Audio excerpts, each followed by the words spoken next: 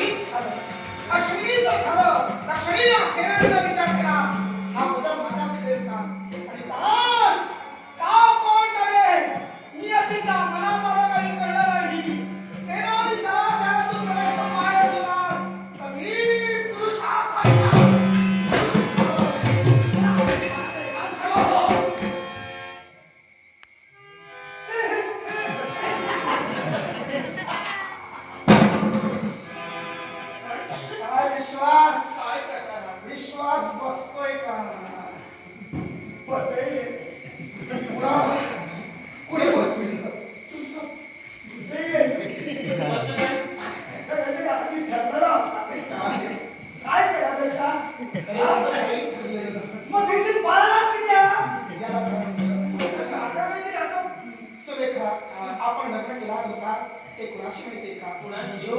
सेनानी नाव ज्याचं नक्की ओळखण्यात वगैरे होतं. मोशी लग्न केला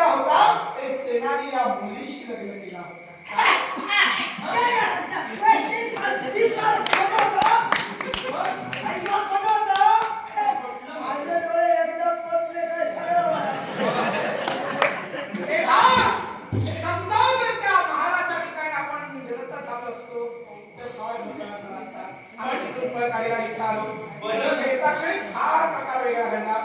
हा जलाशय, या जलाशयात एका वाघाने आणि अश्वाने प्रवेश केला. बाहेर येताच त्यांचं रूपांतर बदललं.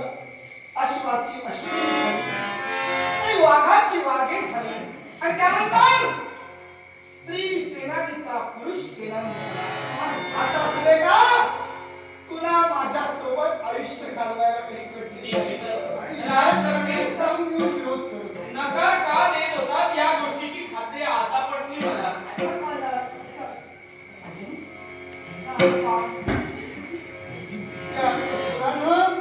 माझ्या जीवनाची दैनवस्था केली आणि बाळ आईचा शेवट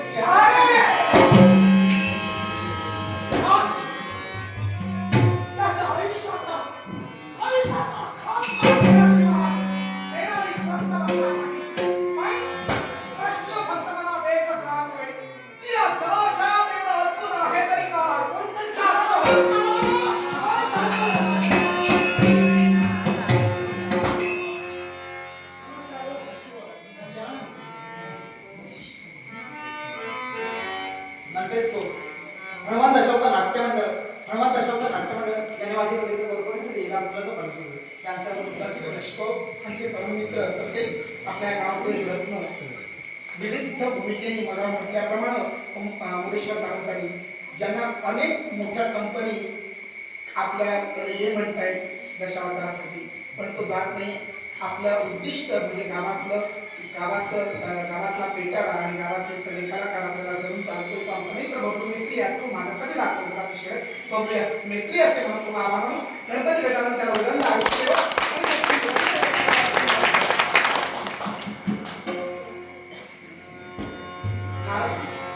मला प्रश्न आहे असा कोणता या सेनानी आमदार बदल झाला हे आपण पाहतात. खरं तर या जलाशयात एका वाघानं उडी मारली, त्याचं रूपांतर वाघिणीत झालं. एका अश्वानं उडी मारली, अश्वाचं रूपांतर अश्विनीत झालं. अर्थात तिथंच या सेनानी उडी ठोकली. बाहेर येतो तर माझ्यातही बदल झाला. मी पुरुष झालो. काय एवढी जादू आहे या त्याला सुद्धा महत्व आहे. ही जादू बत्तीस तरी हरकत नाही. आणि हे का झालं, हे कसं होतं हे तुला मी पटवून देतो. ही सारी कृपा कोणाची असेल तर अगर ऋषींची. अगर ऋषी त्यांनी हे सर्व घडले. वरदान दिलंय का? त्यांनी वरदान दिलं. आणि ते कोणत्या प्रकारे असेल तर ऐक. स्वयंभू म्हणून यांचा पुत्र प्रियव्रत आणि त्याचीच कन्या म्हणजे ती देवाहुती आणि त्याच देवाहुतीचा विवाह कोणाशी झाला असेल तर दुर्गम ऋषींशी. हो. आणि या उभयताच्या बाबतीत विवाह झाला. त्यांचा संबंध या जलाशयाशी आहे. या जलाशयाशी आहे. कारण त्यांच्या लग्नाला भरपूर वर्ष झाली, पण त्यांना एकच दुःख होतं आणि ते दुःख कोणतं असेल तर त्यांना पुत्ररत्नाची प्राप्ती होत नव्हती. त्यांना कन्यारत्नही होत नव्हतं. त्यांचा वृद्धापकाळ आला तरी त्यांना पुत्ररत्न झालं नाही. हे मूळ कारण झालं. हे त्यांना दुःख सहन झालं नाही. म्हणून या जलाशयात ती दोघे गेली आणि तिचा चमत्कार घडला तो काळ. आणि तो चमत्कार कोणता असेल तर त्यांना त्यांचा पूर्ण जन्म, त्यांचं आयुष्य पूर्ण वार्धक्याचं रूप होतं ते म्हणजे ज्या अपत्य सुखापासून ते वंचित होते ते अपत्य सुख त्यांना मिळालं. म्हणजे या जलाशयात प्रवेश केल्याची महती अशी आहे. त्यांचं रूपांतर वार्धक्यातून तारुण्यात झालं.